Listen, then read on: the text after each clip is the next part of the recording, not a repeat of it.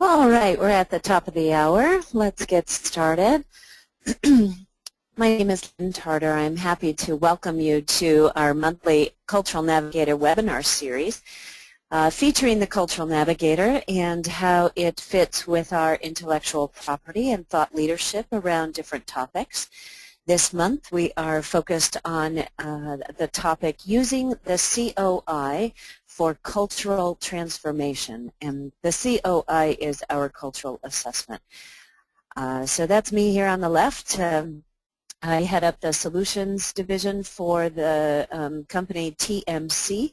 We are a Berlitz company, and I'm here with David Lange, who is the Global Leadership Practice Group Leader for TMC. David's going to be our subject matter expert today to walk us through his presentation on the COI and how it fits into the topic of cultural transformation. And I want to also thank Lakeisha Ward, who is our producer today. Thanks, Lakeisha, for keeping us on track. Really appreciate it. So just a few housekeeping orders of business before we get started. In order to reduce some background noise, we do mute all of you as participants through the webinar, but we do have a question box on the right-hand panel. We really encourage you to use that to interact with us. We monitor that all the way through the presentation, and we'll follow today's presentation with a question and answer session. So we'll work through those questions that you type in at any time of the session, and we will address those questions in order that we receive them. Today's session is being recorded, and after the webinar, we share the link with you as the attendee, but we also post it on our corporate website, tmcorp.com, and various Berlitz sites throughout the world as well hold these recorded webinars. So if you aren't able to stay for the entire webinar, or if you'd like to share it with someone else, you will have lots of opportunity to do that. Lastly, when we switch presenters, you may see a pause in the presentation, so please stick with us if you notice a pause in the presentation. All right, so we're going to just go over quickly what we're going to do today. I'm doing the introductions here, and we'll do a quick polling question to see who's on the line with us. But then we're going to get into transforming organizational culture, and David's going to walk us through that, and then move into the Cultural Navigator and the Cultural Orientations Indicator, or COI, live demonstration. So he will walk us through the Cultural Navigator itself and the assessment, and then we'll end up with a question and answer period. That's what we're going to do today. The formal portion will last approximately 30 to 40 minutes, and then we'll follow that with the question and answer period. All right, so let's get to the first polling question. We'd first like to know who's on the line and what your organizational role is. So if you are in talent management, organizational development, training, or business line leader, please do click on any of the radio buttons that are appropriate. If you click on Other, please type that into the question box. That would be great. We'd love to know what your role is. All right, where are we? We have almost 50% of the participants in the training division. Great, thank you so much. And about even split between organizational development, business line leader, and other. We're really happy to have you all with us today. Thank you so much. And if you do have some other comments in terms of what your role is, please do chat it in the question box. All right, so at this point, I would like to hand it over to our subject matter expert, David Lange. David? Good morning, everybody, and good afternoon for those of you who are in Europe or parts elsewhere. This is David Lange calling in from the Princeton, New Jersey headquarters of TMC Berlitz. We're going to go ahead and spend a bit of time talking about global leadership and global transformation, cultural transformation, and how we use the COI to support that. I want to make sure that I've got everything in the proper place. So Lakeisha, I'm going to go ahead and turn it to PowerPoint, and if I'm sorry, so it's a slideshow. Make sure that we're good to go. So I've been made the presenter now. Want to be sure everybody can see the screen. So I'm going to open up the GoToMeeting here. As we said, just give us a minute and stick with us. And so, Lakeisha, we need to just change the slide ability. There we go. Wonderful. Perfect. So I'm going to go ahead and show my screen now. And we're going to move into a PowerPoint presentation just for a couple of moments and then move to a live demo of the CN or the COI. As part of my role as the Global Leadership Practice Head at TMC Berlitz, I spend a lot of time trying to take our core concepts of culture and diversity and inclusion and bring them into a slightly broader context around how organizations experience the global business environment. And that's really the context in which a lot of organizational cultural transformation takes place. When we go to clients, we often start with this quote by Meg Wheatley, which we really enjoy and we think is actually very appropriate for the context that we're in. As you can read here, the key hallmarks of this quote and this orientation are really that it is a lot about change. That what happens to global organizations in a global business environment, no matter how hard we try to stop the wheel from turning, is that we experience a great deal of dramatic change that often is beyond the control of any individual, certainly any individual, and even beyond the control of many large organizations. When you think about the different forces that are applied to an organization as they are going through transformation. When you think about that, we have a specific role to play with some of our tools and some of our thought. We like to think that when we impact organizational transformation, we're looking at the idea of impacting and influencing and thinking about both culture and behaviors. Now, for those of you who are familiar and steeped in cultural theory, you know that these things are very tied together. So it isn't that they are actually separate, but what we look at is how organizations address the issue of transformation. They'll often pick a point and work on it to try to make some transformation or some change stick in the organization. Shook's model of cultural change talks a bit about doing both. It will say that you can choose an approach that changes the culture holistically through perhaps realigning a set of values and aspirations, trying to look at what the organization stands for, what its long-term vision and aspiration for itself is. And by doing that, you may have the ability, using different levers and processes, to affect the values and attitudes of the people that work inside that culture, which can then translate into the way we do what we do.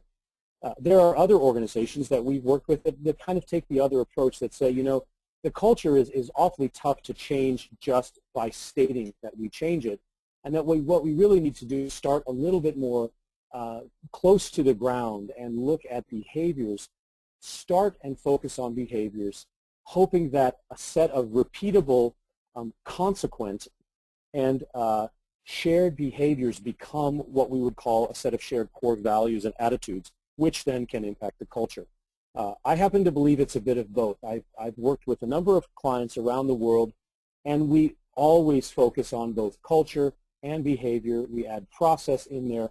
So it's never really one size fits all. But I thought it was interesting just to orient us to this idea that we can look at it in a couple of different ways. And when I lead us into the COI, we'll spend some time looking at a little bit of both of these things. Steve Cartledge, and this is one of many models that I sometimes use in Access, talks a bit about the system. So if we think about the general approach, whether it's culture or behavior, or both, the next thing we often need to think about is what is the system that we're impacting? And if you're looking at an organizational system, you have a number of different things you may need to begin to play with in order to make changes in that organizational system. And you'll notice on here that you have reference to culture and to behaviors in there. So I like the idea that even more sophisticated models on cultural change do actually focus on both culture and behavior. Often what we'll start with is this idea of a diagnosis and trying to figure out where we are now and where we would like to take our culture. And of course that brings into account everything from long-term strategy and market conditions to talent availability, anything that could go around an organization's decisions, sometimes internally motivated, other times externally motivated, to change themselves, and what are the things they need to change. Some organizations, when they do that as a first, so diagnosing point A, through the point Z at the end of the line, the next thing they'll do is try to figure out how to get the systems in line. So some organizations will align systems and process.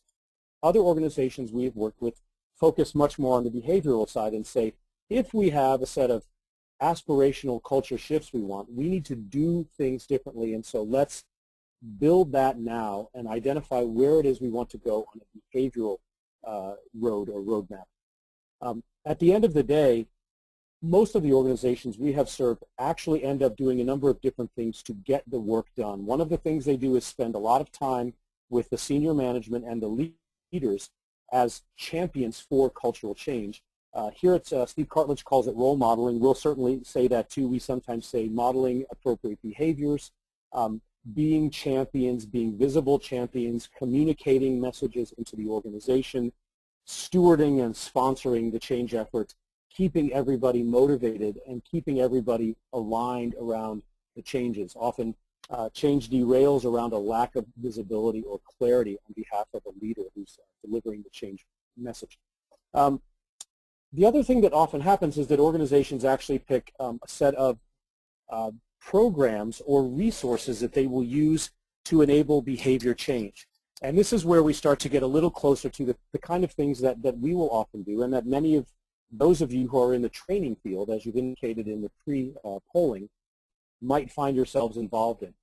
So you may find yourselves involved in developing those specific programs or resources that engage people in behavioral change. So when I go into the COI, I'll try to show you just a little bit about how our resource can often support some of this work, whether it's on a diagnosis kind of effort, whether it's on a way of thinking about behaviors a bit differently, or whether it is focusing on those key critical tasks of transformation that help to align the organization. The last piece of context that I'll set up actually comes from our own home company, Berlitz, and the GLT, the Global Leadership training wing of our business. It's a global effort that we've run for a couple of years around thinking about these things more holistically and globally. And I really like this slide, and I decided to put it in here because when we talk about the kind of behaviors that we're trying to grow in organizations to help them transform, a lot of those behaviors are the same behaviors that we say great global leaders need to have. So there's a lot of convergence between the work that I'm doing and my colleagues and I are doing around global leadership and some of the mandates that our clients have around organizational transformation. And you'll see the 6 areas here that often come up, and you have to manage these in order to do organizational transformation well. You have to understand ambiguity and complexity. You have to be agile inside of that. You have to do this quickly. So many corporate changes, organizational changes, really go off the rails because they don't get a couple of quick wins in a very expedient fashion that demonstrate that the change is moving in the right direction. Often that is when you're bringing together organizations or changing structures, as well as bringing new people in to the structure or revising the way that they work in a structure. So speed is often of the essence in cultural change. It doesn't mean that the whole change is completed quickly, but what it means is we need to hit the ground running and get credible results early in order to demonstrate the viability and the doability of a cultural change. And then the last thing that we often focus on in terms of behaviors is this idea of alignment. You have to make sure that people are aligned and communicating and clear so that when they execute in a global environment, they're executing in the same general direction. So we actually look at our clients to be able to do those 3 things: manage the context, bring speed to the equation, and bring everybody along and align. So if we think about all those things, and then we take it down one level further, we want to talk a little bit about how we leverage our cultural navigator and the COI for organizational transformation. And when we do that, we're going to spend a little time on some key areas of content that work together with our COI and cultural navigator. And I'm going to try to, I'm now going to switch my screen to a live demo of the CN and cultural navigator, and we'll jump in a little bit to the thing. I see I missed a slide, actually. No, I did not. Okay, we're good. So we're going to jump into leveraging the cultural navigator and the COI for organizational transformation. I'm going to go to my live screen here and make sure I'm still logged in. Okay, I am. Great. So what I'm going to do is try to do two things at once here in the next 15 or 20 minutes. I'm going to show three core features of the Cultural Navigator and the COI tool that apply to the context of cultural transformation. And then I'm also going to try to highlight a couple of the core features for those of you for whom this is your first exposure to the tool. And obviously there are many other resources available in terms of being able to access the Cultural Navigator and the COI tool. So I do want to be as specific as possible. So the first thing I'm going to talk about are some specific dimensions of our cultural model that might actually be interesting when we think about how to leverage the COI tool for cultural transformation. So I'm going to go into my COI report, and I'm choosing to go in through the quick view and then into my full report. So as we take a moment for my report to render, for those of you who are familiar with our tool, you'll remember that we look at three larger overarching dimensions of culture: the way we interact and communicate, the way we think, thinking style, and our sense of self and identity. And when we're talking about cultural transformation, I've chosen to select two of the three of these as being perhaps even more relevant for cultural transformation than some of the other things. And the first one I'm going to focus on is the idea of interaction style. One of the areas when you look at how when organizations go through change, one of the things that they often need to focus on is this idea of how do we manage the idea of time? So we manage the idea of speed. Are we an organization that's going to do a lot of change quickly, and they're going to try to bring a couple of key initiatives to the front, as I've mentioned, for credibility and replicability? Or are we an organization that actually believes that what we need to do is be a bit more organic with our change and let the external forces manage the change as we go? And this really is highlighted in a lot of ways by the continuum of fluid versus fixed on our model. So if you look at the fluid and fixed continuum, what it will tell you is that if I have a culture or a cultural preference towards fluidity in time, I'm probably a bit more comfortable with allowing my cultural change to be a bit more organic and evolving so that I actually get the right levels of quality and buy-in. Whereas if I'm strongly on the fixed side, I might be a little more focused on getting these key milestones delivered. So when we work with clients, we often tell them to really think very clearly at the outset about how they want to view time. So if you have an organization that says our aspirational value on this transformation is to do it quickly, to do it as quickly as possible, then they'll come back and say, well, but that's going to orient towards a fixed time, or that will correspond to a fixed time orientation. You're going to want to do a bit of a look at your organization and understand the kinds of cultures you have inside your company, the kinds of individuals you have that are part of this process, and how they might actually land on a model like the COI. So you might want to know, am I going to encounter a large group of fixed time-oriented people inside my organization? And will that then help me get my time-based culture goals, transformation goals done more quickly? Or conversely, do I have a large fluid group which might actually get us to a position where we have a bit more sluggishness in the process than we were anticipating? So when I speak of the different dimensions, you can always give yourself that bit of a mental reminder of how you can use the tool as a way to kind of do a bit of due diligence on your organization and understand what's my population spread, where might I encounter resistance, or where might I have to work a little harder to get people to behave a little bit against their preference, but in a way that is more appropriate for our cultural transformation. So that's the first one that I sometimes think about. The next one that I sometimes talk about is this idea of relationships and tasks, being and doing. This idea that when we're doing cultural transformation, we also need to focus on the way that we sort of gauge success. For a lot of people, an organizational transformation is successful when we get things done, when projects get done, when initiatives become completed. For other people, an organizational transformation is successful when they feel like they are aligned with and have productive relationships with a new set of colleagues or a revised set of colleagues, depending on how the change goes. Some companies spend a lot of time managing the people aspect of this transition. Some companies spend a lot of time managing the project-based aspect. And so, again, with the same lens on there, you need to look at your organization and decide what kind of culture preference are we likely to encounter in our company that might have us focus our energies on either getting this done easily or spending more time on bringing people to a point of mutual understanding around this dimension. The other one that I'm going to share, and of course you could look at all of them, but the one that I often think is also interesting is our final dimension on this continuum, which is this idea of particularism and universalism. So the idea that when we put corporate culture changes in place, a lot of our clients will make the assumption that this is going to get pushed down evenly and smoothly across different parts of the business or different parts of the world. That's a very universalistic approach to sort of say that this kind of change actually applies everywhere in relatively the same level of emphasis around the world. Most modern organizations, though, have to struggle with pockets of what we call particularism, which is this idea that in certain markets, certain businesses, certain teams, functions, we may encounter resistance because people are saying, you know, this large mandated change effort doesn't actually fit with the way I need to do the business that I'm in or in the market that I'm serving. And so we remind organizations, and often this is actually the first thing I'll tell them to look at. Think about how you're going to deploy this change. Are you going to be regionally or locally adaptable?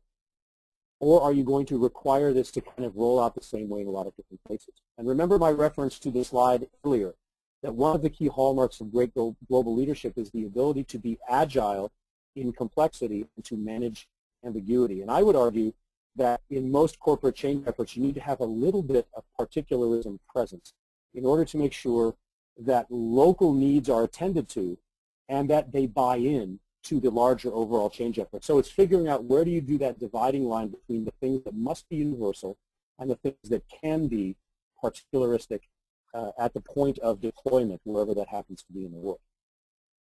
So the first thing we do is talk about interaction style. So I'm going to scroll back up, and I'm going to spend just a couple of minutes on the sense of self component as well.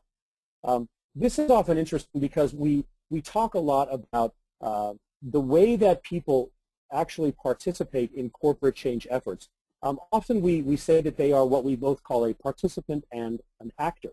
And by that means that for some people, they are actually involved in driving the change, so they actually need to be both experiencing it as an individual and also helping the organization to move and helping other individuals to move. Other people are involved in change simply as participants or recipients of that change. And so it's often important to look at how people are motivated and how they identify in order to find the right way to orient them to change and to give them opportunities to feel comfortable with change, because not everybody actually is comfortable with change. The first place I will often go in this set of dimensions is to the last one on the list, which is actually flexibility and order. And this really is all about sort of ability to really appreciate change for change's sake, the need to mitigate risk in change by creating order and structure would be the order side. The people who are very comfortable with change more loosely defined, risk more loosely defined, might be on the flexibility side. And here's one where we'll counsel our clients to be very thoughtful about the point of view they want to take on this, because when you put change into a system, and the farther away from the decision makers that you get, the more likely it is that you're going to have people suffering from a lack of information or context. So if you've got people that are a little bit afraid already, and they don't get a lot of information where they sit in the organization, they're more likely to seek a level of clarity, order, and structure around the change because it gives them comfort that things aren't going to be unpredictable.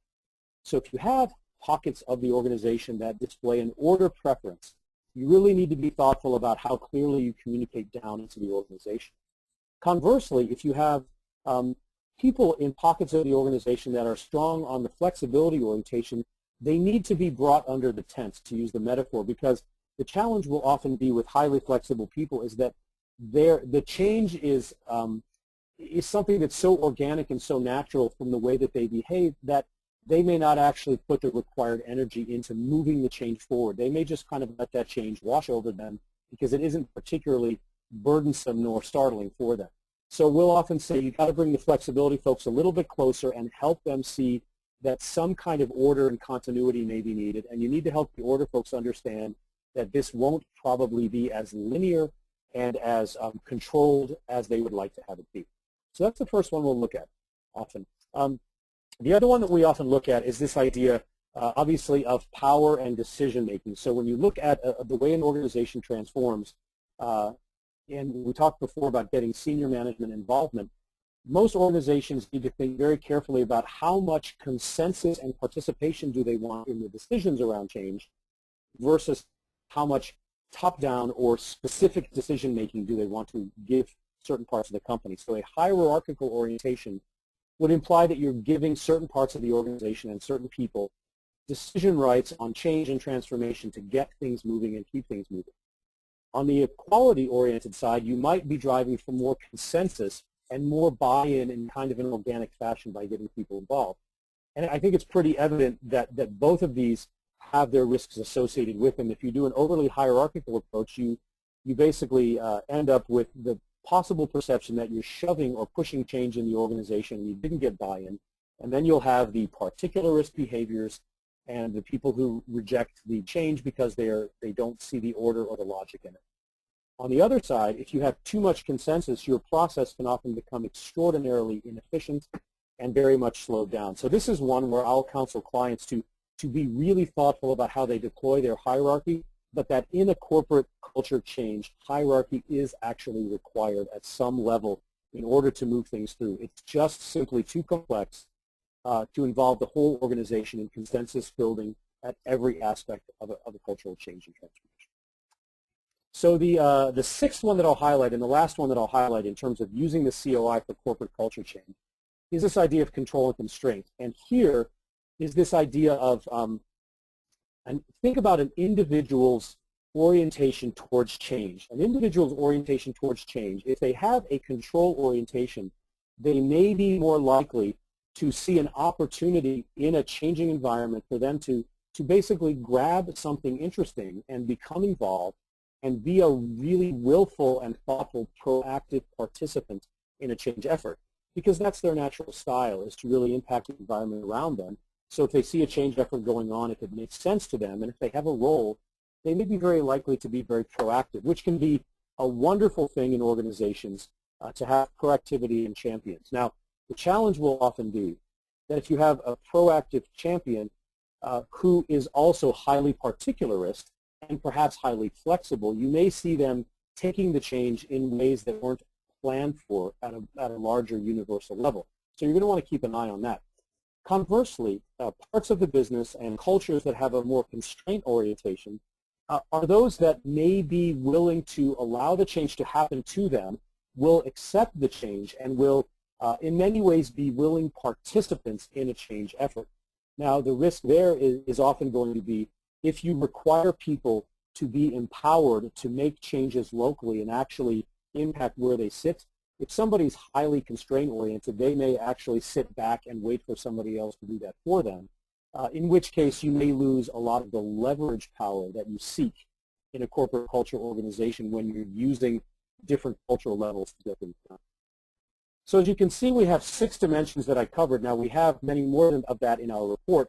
I do think, and when I have the opportunity to go in front of clients, I'll focus in on these 6 often as a starting point, because I can draw a direct line between the behaviors that we want to pull out of these 6 dimensions and the way that organizations need to think about corporate culture. So that's the first and primary thing I wanted to demonstrate in the COI report. And I just have a couple of more minutes left before we turn it back to the question and answer. And I did want to show you just a little more broadly inside of the tool, another place that I sometimes go when I want to kind of prepare myself for sort of mentally for thinking about change. We have on our Learning tab, which is at the top of the page, and you'll see it drops down into a couple of categories. Under Activities, we have access in the Activities library, if you will, to a wide range of different things such as articles. You can see them over on the left-hand side, assessments, podcasts, quizzes, scenarios, videos. And one of the things I did in prep for this webcast is I just typed in the word change. When I type in the word change, I pull up already a half a dozen different articles and different points of view around change. Now, remember that not all of them are going to be specifically applicable to organizational cultural transformation as a system, but they may be applicable to the component parts. So we have focus on, how do you leverage a global mindset? In other words, how do you actually become ready to look at your global platform before you start the change and figure out what's the global setting that I'm in and what do I need to be universal with and what do I need to be particularist with, for example. you can look at the concept of driving change through diversity and for diversity. This idea that one of the things that a lot of our clients do in change efforts is they're trying to improve the way they face the market. They're trying to be more efficient. They're trying to be more aligned and collaborative in an environment of increasing diversity. And so you need to understand that diversity is something to be highly leveraged in an organization. And we say it on our side of the house that you leverage diversity through being inclusive and behaving inclusively.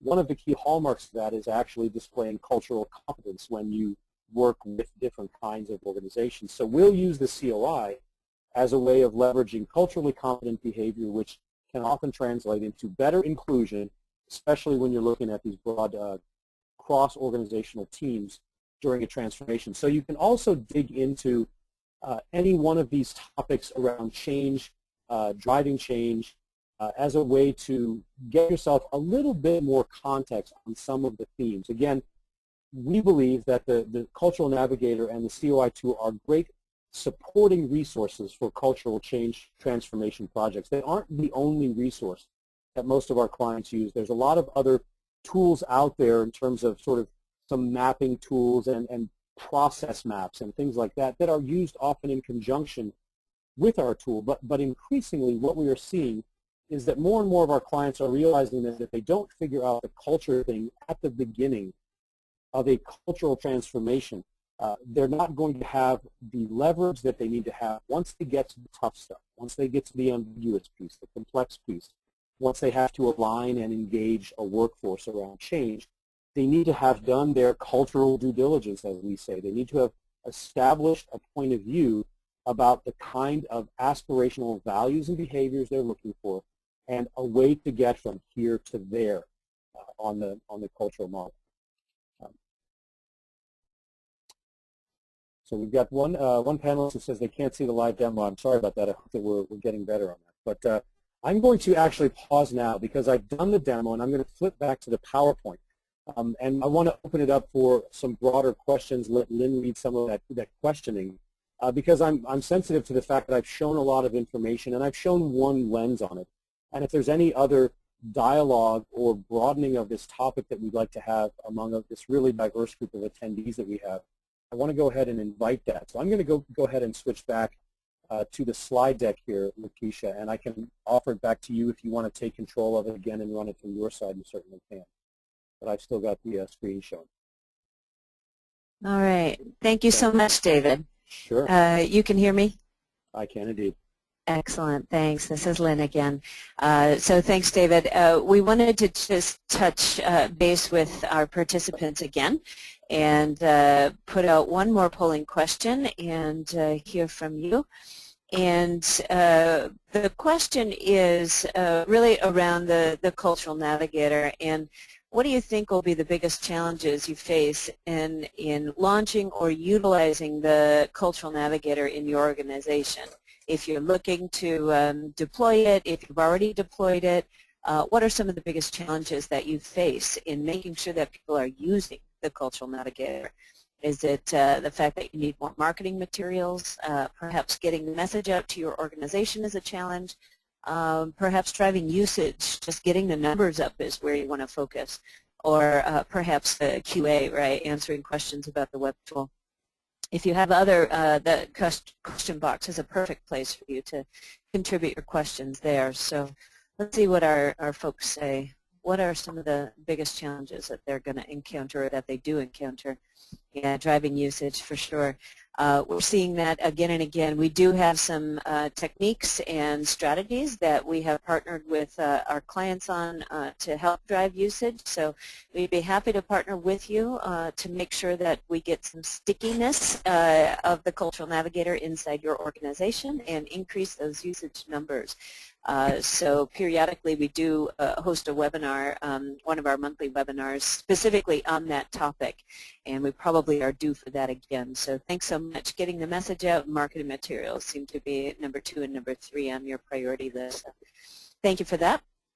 All right, so just a couple of thoughts to wrap up here. I want to make sure that you consider kind of some of the premises of the Cultural Navigator in terms of its design. It's designed to be personal, and you saw on the front page of David's Cultural Navigator page and website is right away it showed his interests. That's a customizable feature to specifically designed by him based on his particular interests and areas and topics that were of relevance to him and his business environment, as well as the cultural orientations indicator assessment, of course.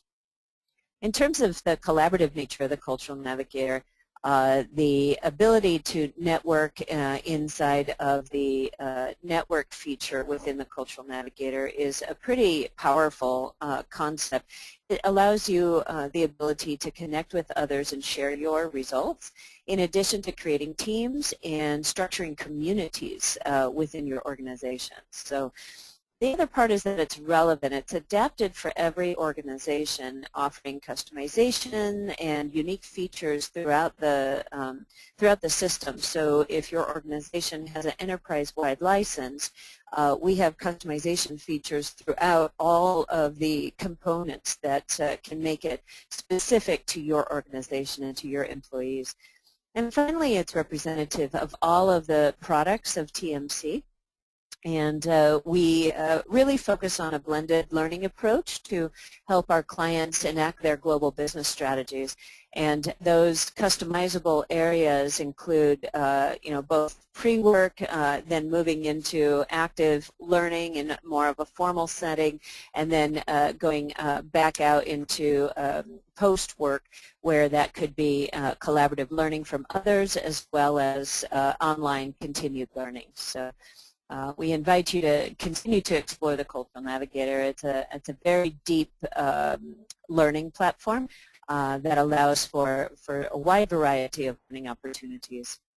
And finally, we invite you to the next webinar. We have a monthly series. This is a June series. In July, we'll focus on self-awareness as the foundation to cultural competence.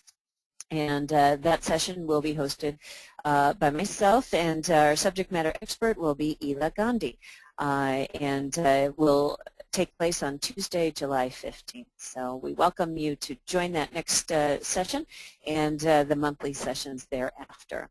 So we want to thank you for your time and attention today. Thank you very much to Lakeisha, our producer, and of course to David for his expertise and subject matter knowledge on global leadership and the COI and cultural transformation. Thank you so much.